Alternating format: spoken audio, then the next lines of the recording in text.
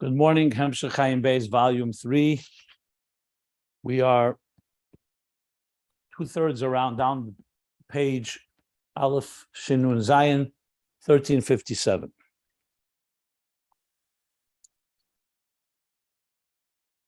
After explaining the difference between Mashpia and Makabel, primarily two main differences. That Mashpia is Gilui and Makabel is Helam, revelation and concealment. A second difference, Mashpia is Atzmi V'Tivi. It's a natural inherent component that doesn't require a whole other outside force. Whereas a Makabel needs to be shaped, or you can say the Makabel may be fundamentally a Makabel, but needs another step that causes him to be a recipient, and he explained the different ways that's done. And the Mashpia is Mashpia from within himself, and the Makabel is Mashpia only that which he receives. So he said, a Bira Inyan, the new paragraph on page 1357, to explain this, he went into what it says in Zoya Vayechi, that Malchus lesla megama klum, Malchus have nothing of its own. What does that mean? Two interpretations. One has nothing of its own, only that which it receives from Zah, it's Mashpia. Like the moon, only what it receives from the sun, that's what it shines, what it can transmit. Or David HaMelech had no life of his own, only what he received the years from Adam Harishan, from Adam. Second Pirush has nothing of its own, only that which it receives through the Avodah of Malachim and Neshamas, or Neshamas and Malachim, I should say. Like a Melech, that's a king, is coronated by the people. They coronate him as king. So how does he become a Melech? Where's Malchus? What is it built from? From below, from the Avodah of the people that coronate him and accept him as king, that he should rule over them. So we see from that Malchus is either coming from Zah above, the Mashpia that's giving it light, or from below, from the Avodah below of the Neshamas. And both Pirushim are emes. That's what the Rebbe Rashab established. Now, to explain that, he said, Va'inyanhu, and that's the last thing we learned. It brings from Movei Sha'arim, from Kisvei Arizal, the writings of the Arizal. He's dissecting the very way Malchus and Zah were formed and shaped in the first place. Now, just a few extra words on that, which I didn't say yet. It's also fascinating sometimes to point out the methodology of Chassidus. You see, Chassidus always will go to the root of things. It will never just talk about its symptoms. You could talk about Malchus, does not have light on its own, does have light on its own. How does it shine? Makabel, Mashpia. But if you really want to understand it, you have to understand what is the makeup. It's like in any situation, first you have to understand what constitutes the so-called DNA of Malchus and Zah. So this is what the Rebbe Rashab is doing now. To really understand everything we've learned, we have to go back. Why did God create Zah and Malchus in the first place? So we discussed the concept of Mashpia and Makabel. Beautiful. But how did he create them? And that's what he's now addressing. How were they created? Or emanated is maybe the right correct word. Netzal. So the answer is, and this is the key, the ingredients is like this. That Zah, Netzal, B'Seit Shedish, B'Chinis Vav Ksavas. In other words, let's go. I want to use another example before I continue with Zah. I often say this in my classes and so on. If you want to understand something, you need to go back to see the original prototype, so to speak, what it looked like in its original form. Like you see, if a doctor takes the x-rays of someone's lungs, whatever reason, only for good reasons, you'll always see on the screen, when you see the lungs that were x-rayed, you'll always see that he'll put on a set of a film of healthy lungs, because you want to juxtapose and say, okay, this is what a healthy lung looks like, and here is, God forbid, a problem. In other words, you always need to have some standard. You need to have some model, template is maybe the right word as well, by which you compare to and say, okay, here's a perfect version, and here's a less perfect version. So where we have that in our lives, so Hashem blessed us, thank God. Children, a newborn child, a healthy newborn child, please God, is the purest form of a human being. unaffected yet by the pollutants and the toxins and all the behaviors and attitudes of this world that ultimately will some way corrupt the child. And I don't necessarily mean the worst type of corruption, anything. I remember once a doctor telling me that we as adults only use around 70 or 80% maximum of our lungs. That's simply due to the fact because after a while we start breathing in toxins. That's why very often you take a very deep breath in, you cough. A newborn child, or even the first months, look at the child's chest. It heaves up and down, not just because it's thin, because the lungs are completely healthy.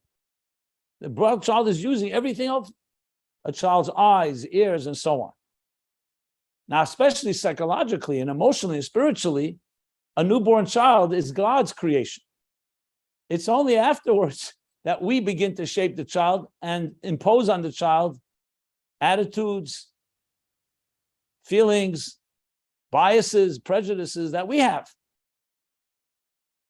Whenever parents ask me to bless their children, I always say, I bless you that you should not get in the way of letting God's child grow into becoming the most beautiful tree. And you should only be there to help support that. But very often we do get in the way with all good intentions. This is not a critique of parents, it's just the way life is. My point I want to make is, going back to this, is if you want to understand something, you always want to understand what it was like in its initial state. Before, anytime you have a tech problem on your computer, the tech people always say, we need to replicate the problem. Why? Because you see the problem. They need to see how it started. They want to see how it got here. So to bring us back to understanding what we're learning here, if you really want to understand Zohar Malchus, what does Zohar look like in its purest form upon creation? Just like we talked about the sun and the moon. Before the moon was diminished, there were two great luminaries. And we want to know that. We want to know how Adam and Eve were in the Garden of Eden before Chet Eitzadas. Then we understand what happened next. So you'll see throughout Chassidus, this is always talking about how to go back. Why do we learn about Eir Ein Sof Lifnei Tzimtzum? Besides the fact that ultimately we want to connect to it, it's because that's the purest form of divine consciousness that exists. Or Atzilus for that matter, a godly world. The Ovis, you learn about Avram, Yitzhak, Yankov. Even though we may never be on their level, but you want to know what Chesed looks like in its purest form. So look at Avram Avinu. What does Gvura look like? So those Zohar and Malchus go through many shtalshalus and many different, iterations, so to speak. But in their purest form, what is Zohar? It was Netzal b'seit Shadish, its root. That's what Shadish means. The way it's in its original form, Vov Ksavis. That's how God emanated. 6 facets, which refer to the 6 mides, Chesed, Gvura, Teferes, Netzach, Ched, Yesod. But it's called Ksavis. Vov Ksavis, like anything that, like look in space. Space has 4 sides to it. There's north, south, east, west, and top and bottom. So any 3-dimensional object has 6 sides to it. Zman, for example, what is its shadish? Past, avar, hoiva, osid. Past, present, future. So everything in existence has its original form before there's additives, before other things were added. Now, the additions are not necessarily bad. We're not talking about, I mentioned before, toxins, but the additions can be just things that come afterwards, that are not the inherent the root entity. So when it comes to Zohar, it's Vav Ksavis. What about the Moichin, Gimel Rishenis? He says the Gimel Rishenis, that's B'sei Teisvis. That's already an add-on, so to speak. So it's like you buy a computer and there's accessories. So you want to have the bare bones of Zohar, Vav Ksavis. You want the accessories, the add-ons, that's the Gimel Rishenis. How about Malchus? So Malchus is different. Malchus was Netzal Nekuda Achas. Like he says after, Netzal b'seit sheidish rak nekuda achas. 1 point, 1 dot. That's Malchus at its root. Then what is the add-ons, the accessories, so to speak, and the add-ons to Malchus? So he says, that's the Keser Shabbat, that's Nekuda Achas. At Tes Sfiris, the 9 Sfiris, that Malchus also has, those are added afterwards, so to speak. That's like an additional element. When I say afterwards, it doesn't necessarily mean in time. It just means it's not the root of essence of Malchus. So now you suddenly realize that these are entities that were created very differently. They all have a role to play, and there's a reason, and we'll learn about that. But now this is something, even though we learned so much about Malchus till now, about Makabel, we learned about Malchus being a Nakuda as well, but now he's going back to the original form of how it was initially created, in what form and fashion. And we're going to understand now what this means, this Nakuda. One other thing to sum up from what we learned, the parentheses. So the first parentheses was in the Meichin, the Gimel Shenish of Zoh itself, he says, Nida rather, that there's two levels of Meichin. One that comes, it's still an accessory, an add-on, but it comes naturally. It comes from the regular order of things. It's just like in anything that something grows, so it'll start getting additional elements. That's the Meichin of Seder Shtalshus. And then there's Meichin Chadoshim that comes from Avodah. That through Avodah we can actually draw into the Midas, as we learned earlier with Mudva Murgish Muskel, through a person's work, you can draw a Meichin that's even higher and deeper than the natural Meichin that would have gone into the emotion.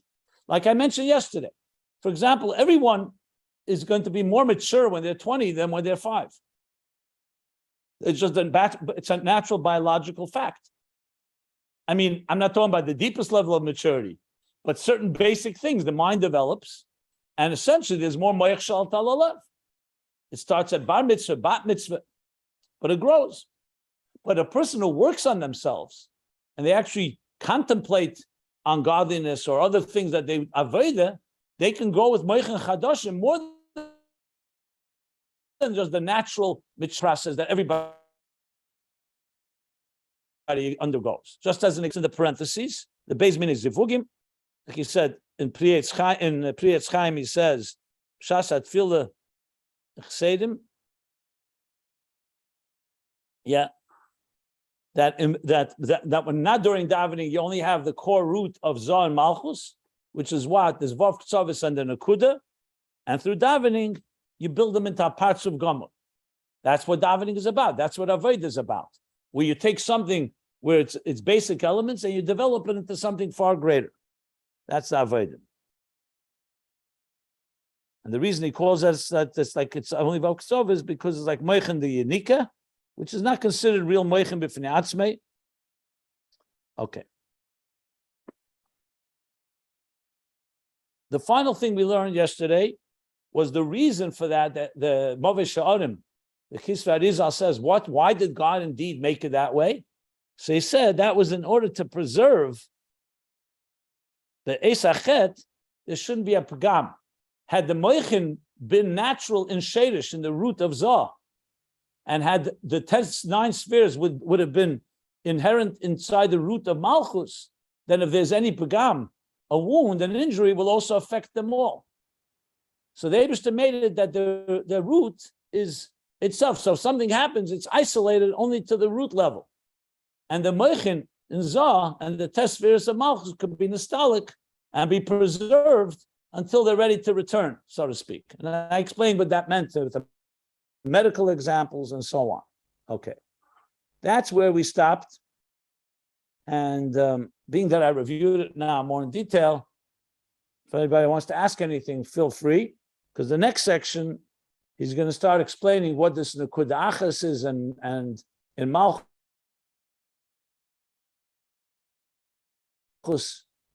and it's going to, well, but I'll stop in case anybody wants to clarify anything. Okay. So we'll continue from the line that begins Pei Aleph Beis Be'erach, so Rosh Tevis. It's like 10 lines, 10 lines from the bottom of the page, 1357. And the pages, if you want to follow the text, can be found at ayinbeis.com, which, by the way, is just really supply.com, but straight to the page is connected to Ayin Beis. part of that same website. Okay. Yesh Leimer. So the word begins V'yeshem, the last word on the line. He's going to explain this thing, what Malchus is Netzala, was emanated.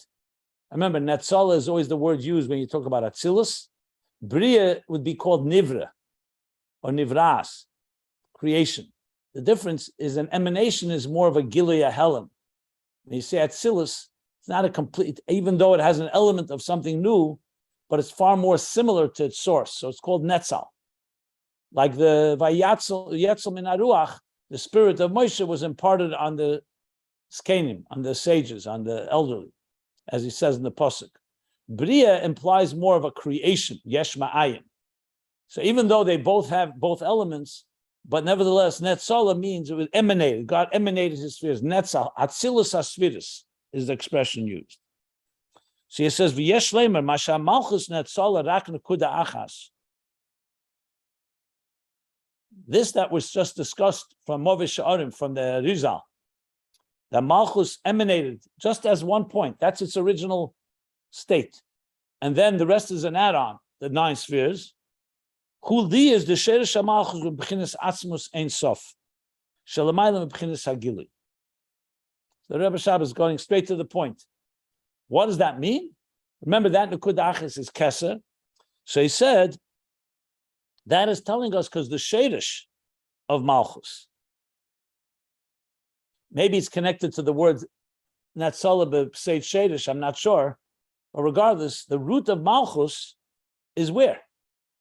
We learned earlier that Malchus is rooted all the way in Atzmus Ein Sof, higher than Oyer. Shalamayim B'chinas Hagili, higher than any level of revelation. Soon he's going to mention directly the Helam HaAtzmi. But if you recall, that's why the moon, that's the root of the moon, of Malchus. It's rooted in higher than Gilui. U'kamesha koser be'etz Chaim, Shar Arech Ampin, Ayin Beis, like he writes in Eitz Chaim, in the gate called Arech Ampin, which is the lower level of Keser. Chapter 2, the Sheresh HaMalchus hu mirad law, that the root of Malchus is Adlaw, is an acronym, Reisha Deloy Isyada, the head, that unknown head. It's an expression in Kabbalah from Zohar, actually, that you say Reisha Isyada is the conscious mind. Reisha Deloy Isyada is the superconscious mind. So Reisha refers to a head, and Lo Yisyada means it's beyond our consciousness, beyond our awareness, beyond revelation, essentially. So we see clearly the Eitz Chaim is saying that the root of Malchus is an Adlah, which is like an Atik, or even the head of the top of Atik. But what about the Sefiros, the 9 spheres in Malchus? We said Beseid Tesfis. That's already like an add-on, an accessory, so to speak. He says, Sefiros El Yenis, he says, El Yenis, Hein Ma'arich. That comes from Arich. So the root of Malchus comes from the higher place. That's why it's only a Nekuda. What's a Nekuda? We learned earlier that Nekuda is a dot. So you could say, one second, a dot is still Tefes Makim. The truth is it's not. Even in mathematics, a point doesn't occupy space. But in Ruchnis, for sure not. The dot, the only reason it's a dot because we have no other way to express it. So we express it like a dot, like a Yud. You may recall the difference between the Yud of Chochmah, the Yud of Keser. But regardless, the Yud symbolizes utter bittul. Nekudim, there's no Gili. Zoh is the 6 facets, that's Giluyim. Chesed, Gvura, Teferes, each of them have a personality. Each of them have a function, a role to play. The Nekuda is just one dot because it's reflecting, it's rooted in a level that's higher than Gili. The 9 spheres in Malchus, which come, so to speak, afterwards, that is coming from Arich. That's lower than Radlaw. That's what he says there. The Yadua, the Atik, which is the Reishad Leisad, is an Atik. Atik is the level of the core that's higher than revelation. Now here we're talking not before the Tzimtzum yet. He's talking even in Keser and so on, but he did say Atzmus Ein Sof, because like we know, microcosm, macrocosm, Atik in Atzilus, above Atzilus, is similar to the Atik that goes all the way to the Kav, and all the way before the tzimtzum, there's also the similar levels, and we'll soon see how that plays itself out. So remember, there's always microcosm, macrocosm. But for all practical purposes, Atik is that level. L'mayla mibchinas hagili, beginner's gili. Any questions? Anyone want to ask anything?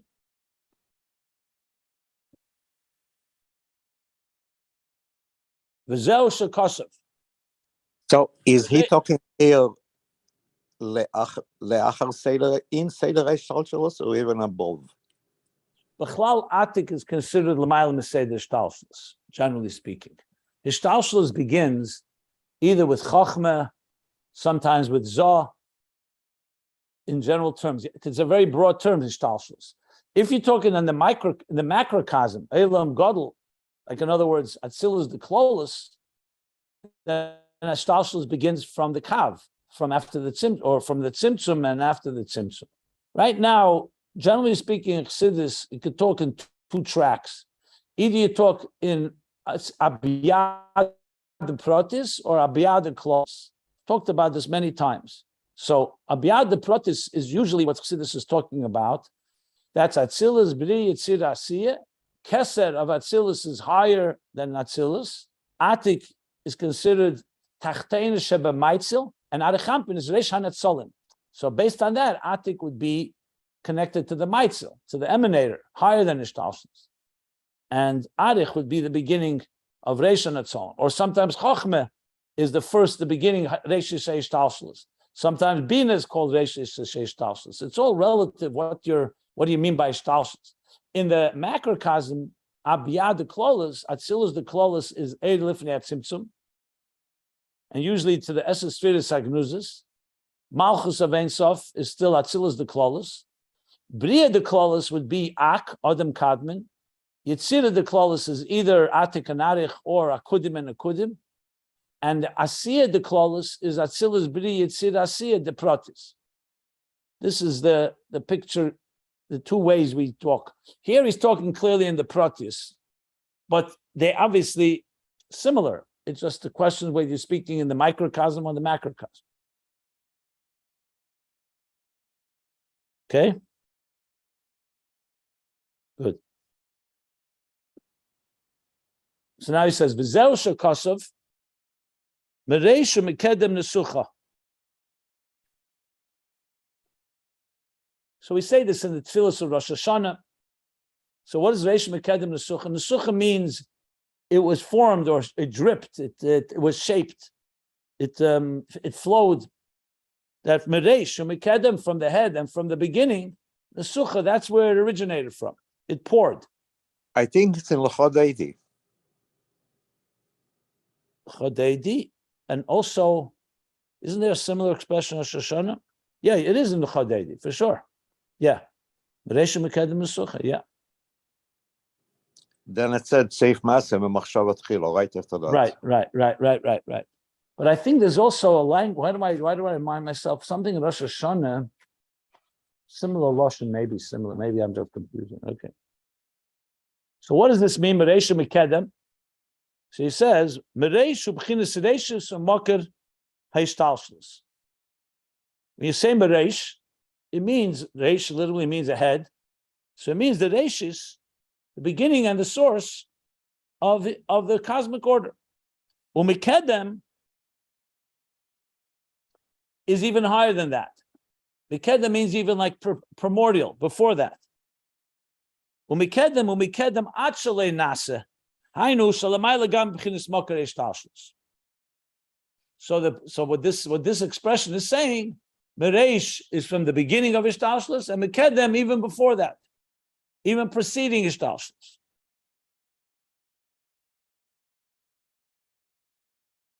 V'nesucha huloshen yitzika, right? Yitzika means when you megist, you pour. Comes from ukamoi. How do you pronounce this? Mischa?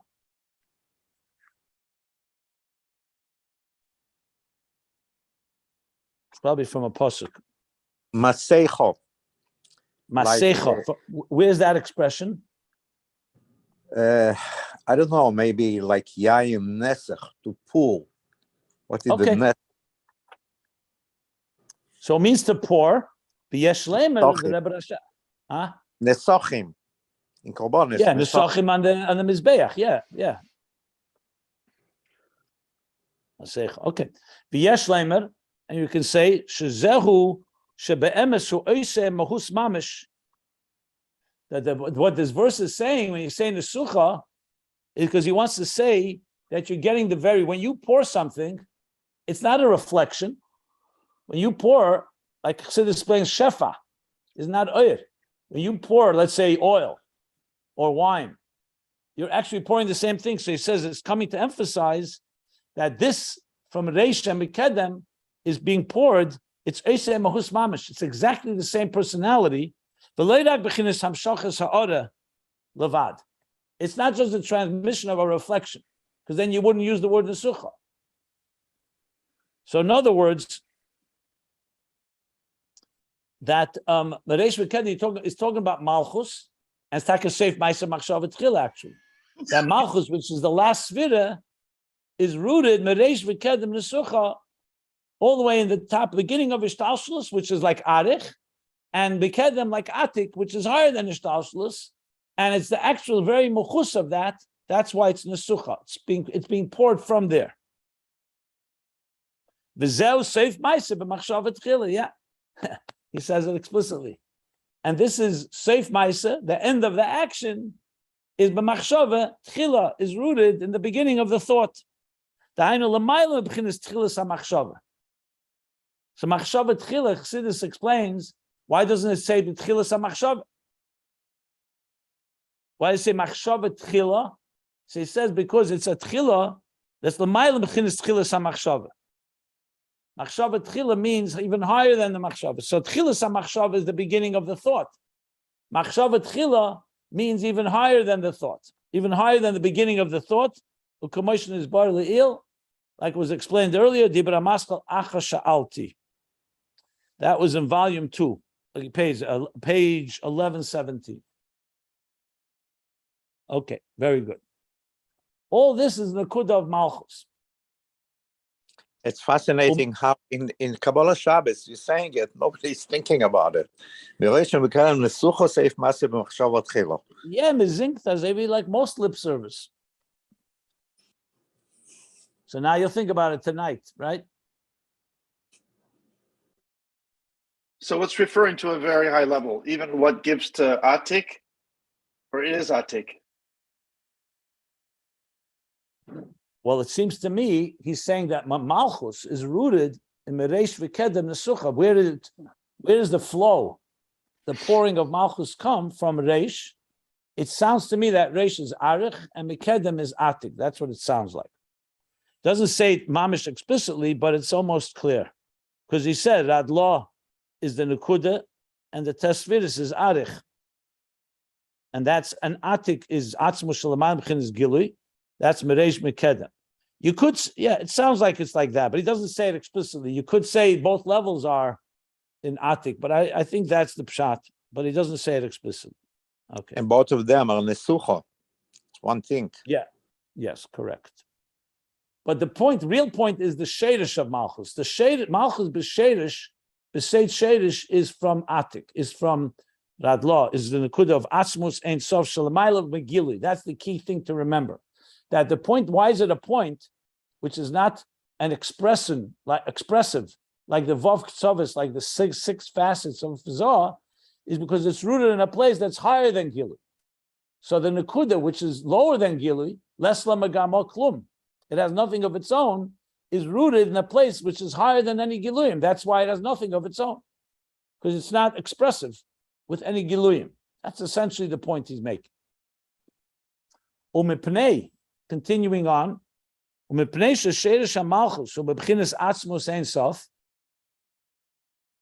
equating with Atik Radlah, she'ena begeder Gilui, and because the root of Malchus is from the core of Ein Sof, that's not even in the domain of Gilui.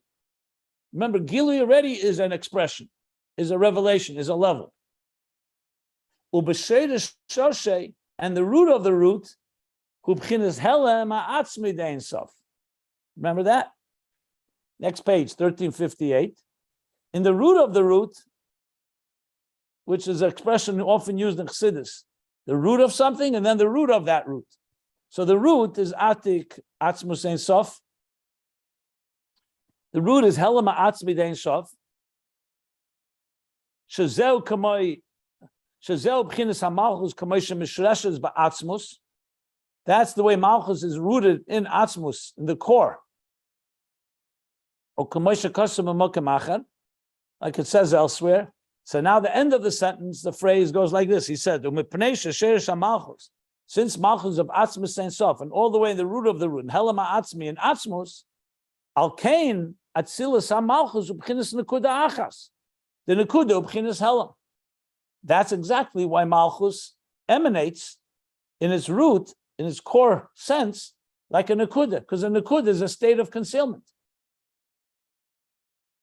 If Malchus was rooted in Gilui, in revelation, its core essence would be expressive. But since Malchus is rooted in a place that's beyond expression, higher than expression and revelation and consciousness, that's why Malchus emanates in a state of Nukuda and Helem. Does not manifest in any form of shape or form like a point, like a dot. It's not like a letter. Doesn't have any substance to it. It's only a Nukuda. Can you take a question, please? 1 minute. Let me just see if this ended a sentence and there's a new section here. 1 second. Let me look the next line.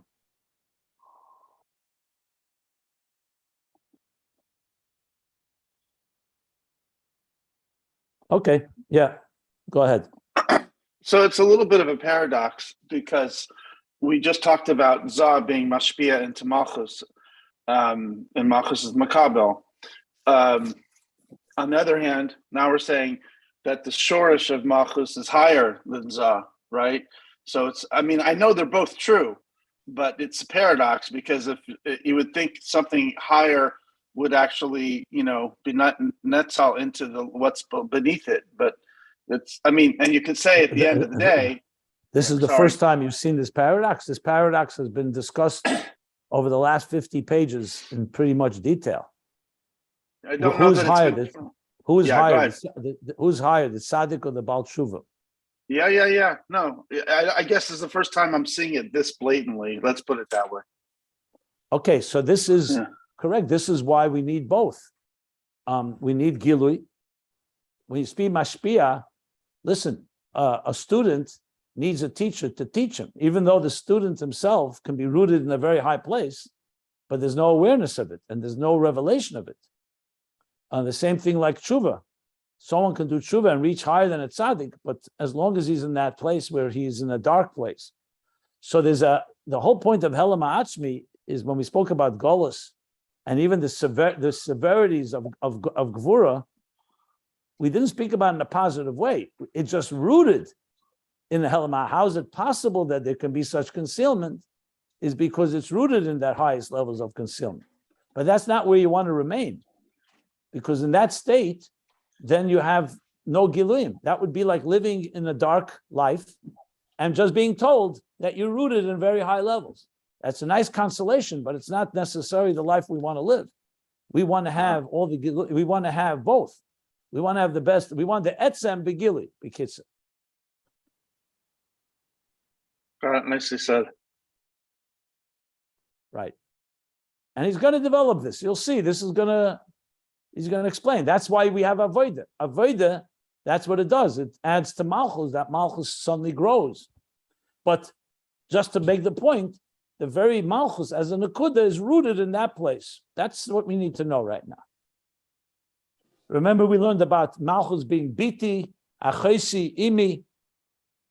It grows from being a daughter, that's a Makabel, Achesi being an equal, a sibling, and then Imi, a mother, that's Mashpia.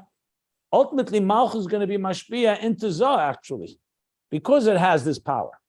That's what we learned about Einoid, that in the end, when the Helem Ha'atzmi is revealed, there's something that Malchus will feed into, the moon will give the sun more than the sun gives the moon. And that's when the Makabel connects with that Helem Ha'atzmi. But that needs Avodah and needs a lot of work to get amazing because Got it. Malchus, it's amazing because Malchus comes from a place before time, before space, Yeah. and it's even less than a nakuda. So in this world, it comes down here, and for this world, it's lacking everything, and then it has to be, that's it. It's amazing stuff. Yeah. Yeah. Look, it's in a way, if you think about it, like we talk about the yesh hanivra, agashmi, that's just a physical yesh, which in every way is inferior to oir and bittul and elikus. And yet he says in the Geras HaKedesh that the yesh hagashmi, ba'chumri, that feels it has no source, is rooted in atzmus that has no source. Tachtenim. There's something about tachtenim, precisely because of their concealment and their lack of divinity and godliness, that's rooted in a place that's higher than any divine revelation. But the end of the day, and this is all of Chassidus, you want both. That's why Mashiach is about bring it in a revealed way.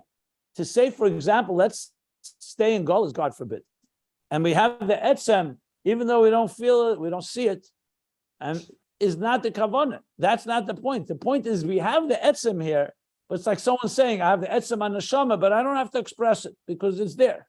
That's not correct. That's avodah is about expressing the inexpressible, ultimately.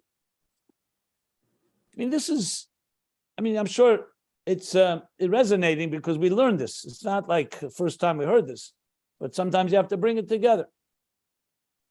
That's why Losir Lovoi will be in a cave to save of Gevel, and the moon will be higher because this is what makes it available, possible.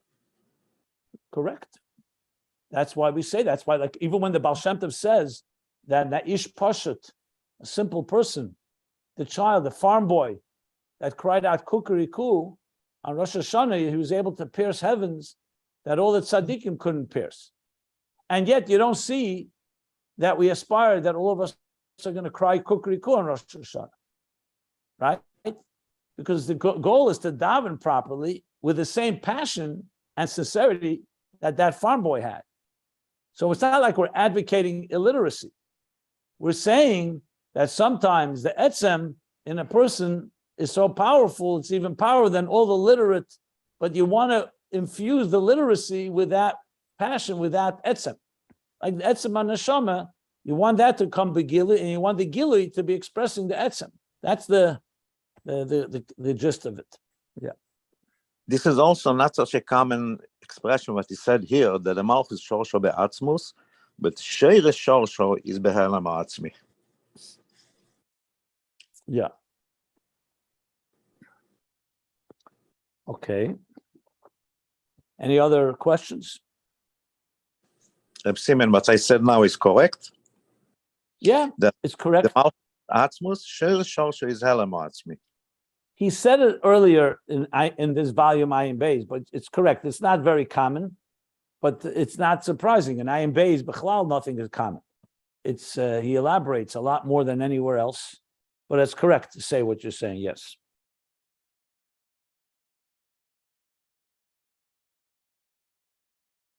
Okay, let's see the next section here. Just want to see what we're getting into. Okay. Oh, my name is Gaber, huh? Rebbe Rashab, he pours it on.